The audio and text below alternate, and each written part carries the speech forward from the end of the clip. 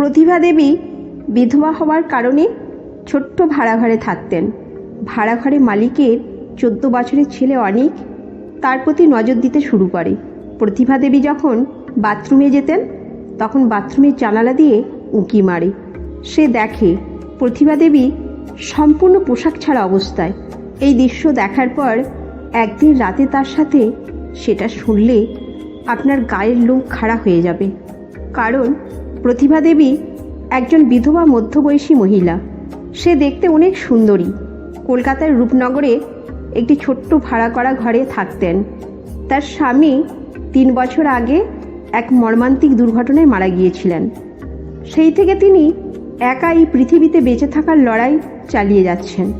প্রতিভা দেবী তার স্বামীর স্মৃতির সঙ্গেই কাটাচ্ছেন দিনগুলো। তার একমাত্র সম্বল ছিল তার স্বামীর রেখে যাওয়া সামান্য অর্থ, যা দিয়ে তিনি কোনো মতে দিন পার করছেন। একদিন হঠাৎ করে প্রতিভা দেবীর শরীরে কিছু অস্বাভাবিকতা দেখা দিল। তিনি বারবার বমি করছিলেন। তিনি ভাবলেন হয়তো সাধারণ পেটের সমস্যা, তাই ওষুধ খেয়ে ঠিক হয়ে যাবে। কিন্তু পরিস্থিতি দিন দিন খারাপ হচ্ছিল। তাই একদিন তিনি স্থানীয় চিকিৎসকের কাছে গেলেন। চিকিৎসক তাকে পরীক্ষা করলেন এবং রিপোর্ট দেখে হতবাক হলেন। তিনি প্রতিভা দেবীকে বললেন, আপনি মা হতে চলেছেন। আপনার গর্ভে 3 মাসের সন্তান রয়েছে। এই কথা শুনে প্রতিভা দেবীর মাথা ঘুরে গেল। তিনি ভাবতে লাগলেন, এটা কিভাবে সম্ভব? তার স্বামী তো 3 বছর আগে মারা গেছেন। তিনি তো আর কারোর সাথে সম্পর্ক করেননি। প্রতিভা দেবী চিন্তায় পড়ে গেলেন। তিনি বুঝতে পারছিলেন না কিভাবে এই পরিস্থিতির সম্মুখীন হবেন। সমাজের কথা, লোকের কথা সবই তার মাথায় ঘুরপাক খাচ্ছিল। তিনি যখন তার বাড়ি ফিরলেন তখন তিনি বাচ্চাটিকে রাখার সিদ্ধান্ত নিলেন।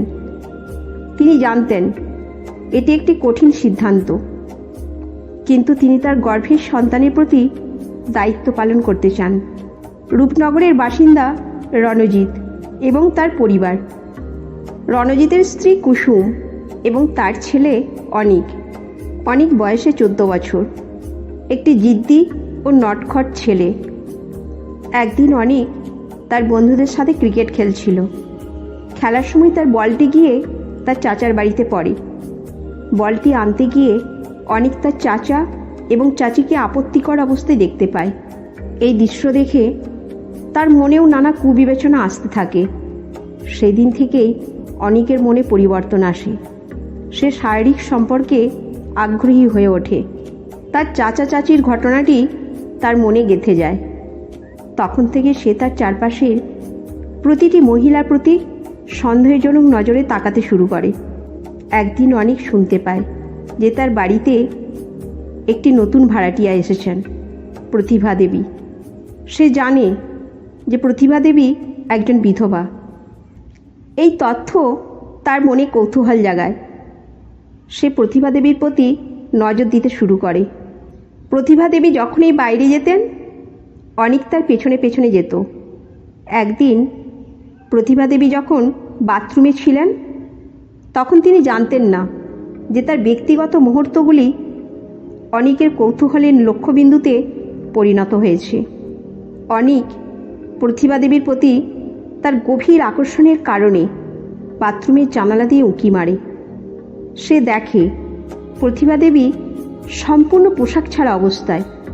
এই দৃশ্য দেখে তার মনের গোপন বাসনা আরও বেড়ে যায়। এরপর থেকে প্রতিদিনই অনিক প্রতিভা দেবীর আশেপাশে ঘোরাঘুরি করতে থাকে এবং সুযোগ খুঁজতে থাকে কিভাবে তার আরও কাছাকাছি যাওয়া যায়। একদিন প্রতিভা দেবী হঠাৎ অসুস্থ হয়ে পড়েন। তিনি খুব দুর্বল অনুভব করছিলেন এবং কারো সাহায্য প্রয়োজন ছিল। তার মনে হলো অনিককে ডেকে পাঠালে হয়তো সে তাকে সাহায্য করতে পারবে। অনিক তার মায়ের নির্দেশে প্রতিভা দেবীর সাহায্যে এগিয়ে আসে। প্রতিভা দেবী তাকে খুব স্নেহ করতে থাকেন। তার মধ্যে একটি মাতৃস্নেহ জাগ্রত হয় এবং অনিককে নিজের সন্তানের মতোই ভালোবাসা শুরু করেন। অনিক ও প্রতিভা দেবীর প্রতি তার সম্মান ও ভালোবাসা দেখাতে থাকে, কিন্তু তার মনের গোপন বাসনাগুলি ক্রমেই বাড়তে থাকে।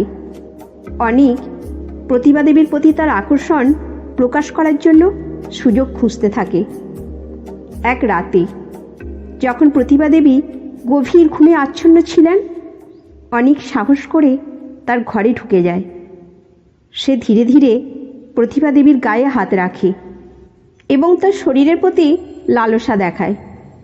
প্রতিভা দেবী গভীর ঘুমে থাকায় প্রথমে কিছু বুঝতে পারেনি, কিন্তু হঠাৎ তার ঘুম ভেঙে যায় এবং তিনি অনিককে তার গায়ে হাত রাখতে দেখে চিৎকার করে ওঠেন। এই চিৎকারে পুরো বাড়ি জেগে ওঠে।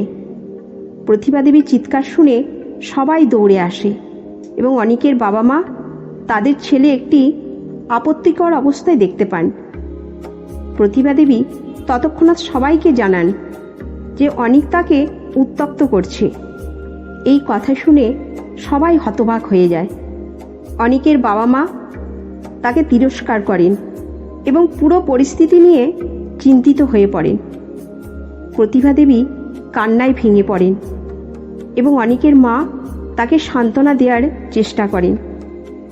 পরবর্তী কয়েকদিন প্রতিভা দেবী এবং অনিকের পরিবারের অস্বস্তিকর পরিস্থিতি তৈরি হয়। অনিক তার ভুল বুঝতে পারে এবং প্রতিভা দেবীর কাছে ক্ষমা চায়। সে প্রতিশ্রুতি দেন যে সে আর কখনো এমন কিছু করবে না যা কারো অনুভূতিতে আঘাত করবে। অনিকের বাবা মা তাকে কঠোরভাবে শাসন করেন এবং তার পরিবর্তন নিশ্চিত করতে উদ্যোগ নেন। তারা প্রতিভা দেবীর সাথে কথা বলেন এবং তার কাছ থেকে ক্ষমা চান। অবশেষে প্রতিভা দেবীর সিদ্ধান্ত নেন যে তিনি নতুন একটি জীবন শুরু করবেন। তিনি তার অতীতকে পিছনে ফেলে অন্য জায়গায় চলে যান, যেখানে তিনি শান্তি ও সম্মানের সাথে বসবাস করতে পারেন। অনিকও তার ভুল থেকে শিক্ষা নিয়ে নিজের জীবনকে সঠিক পথে পরিচালিত করতে সচেষ্ট হয়। প্রিয় দর্শক, এই গল্প থেকে আমরা একটি গুরুত্বপূর্ণ শিক্ষা নিতে পারি। পরিবারের সদস্যদের প্রতি যত্নশীল এবং সম্মানজনক আচরণ অত্যন্ত জরুরি। মানসিক অসুস্থতা থাকলে বিশেষভাবে ধৈর্য ও সহানুভূতি প্রদর্শন করা উচিত। বাড়িতে নিরাপত্তা ও সচেতনতা বজায় রাখা, বিশেষ করে বয়স্ক সদস্যদের সাথে আচরণের ক্ষেত্রে গুরুত্বপূর্ণ। সম্পর্কের প্রতি ভালো যোগাযোগ ও মূল্যায়ন একে অপরকে বুঝতে সাহায্য করে এবং সম্পর্ককে শক্তিশালী করে। আমাদের প্রতিটি পদক্ষেপ আমাদের ভবিষ্যৎ গড়ে তোলে। সাবধান থাকুন এবং আপনার পরিবার ও সম্পর্কের মূল্যায়ন করুন। এই গল্পটি কেমন লেগেছে জানাতে ভুলবেন না এবং আমাদের চ্যানেল সাবস্ক্রাইব করতে ভুলবেন না। ধন্যবাদ।